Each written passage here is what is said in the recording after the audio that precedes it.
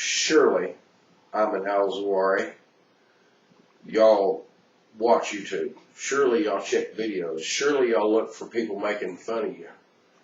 And if Al-Qaeda, the radical Islamist organization, Al-Qaeda, was able to gather together the brain power to orchestrate attack on America and the World Trade Centers and the Pentagon, with 19 of the radical Islamist fuck this sumbitch around, surely that they could send somebody to try and take me out. I'm broke. And I know Islamophobes have price tags on their head. Other than my labor, I don't have any super great vocational skills and little odds and ends. Just my labor, my back, my hard work, my effort, and my consistency. But I would take down a radical Islamophobe if one didn't like it, that I thought what Salman Rushdie said was funny. I thought that was funny. Salman Rushdie made that book and about Muhammad getting fucked by a dog, and I laughed and laughed and laughed and laughed and laughed. I even laughed some the next day. I couldn't stop laughing. And I'm laughing to this day, and it's still funny. So, Ayman al-Zawahiri, you're a punk bitch. You're a punk, radical Islamic, steady yellow stream of camel urine. And Al-Qaeda eventually is going to fold one way or another. It's going to fold. It might fold with Pakistan getting the shit blowed out of them with nuclear weapons if something doesn't change along that frontier with Kashmir and India. Al-Qaeda had better be careful. You never know what the United States might take advantage of. So, better watch your ass, Ayman al-Zawahiri. What should Ayman al-Zawahiri do with his life as the second string leader of Al-Qaeda? Well, he believes in martyrism. I don't understand why the top leaders of Al-Qaeda get to talk shit and make videos, but all the lower down members of Al-Qaeda, they're the ones that's got to do the suicide bombings and, the suicide attempts.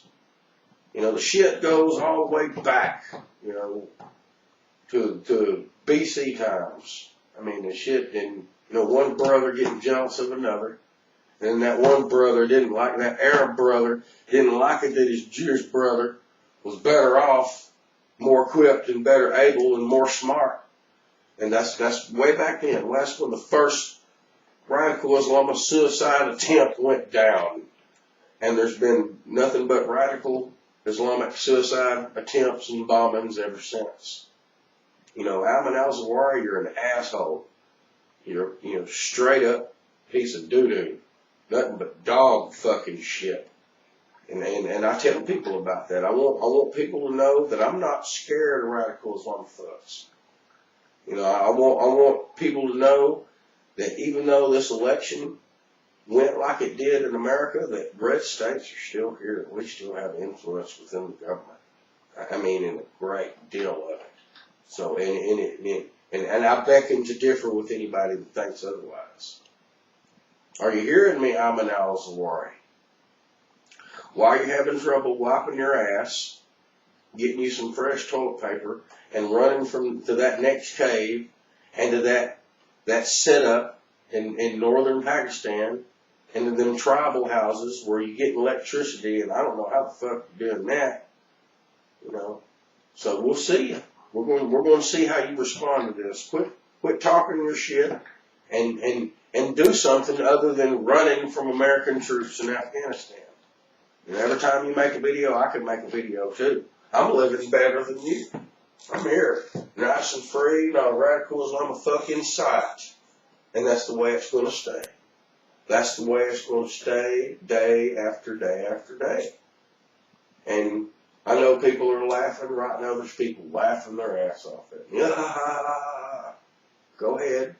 And right now there's people madder than motherfucking hell. Y'all like to come here and beat me up. Some people like to come here and kick my ass. Some people like to come here and kill me. And of course, that could be radical Islamophobes. And what's the term? What is that we used to play as kids? Oh, yeah. Red Rover, let whoever the fuck come over.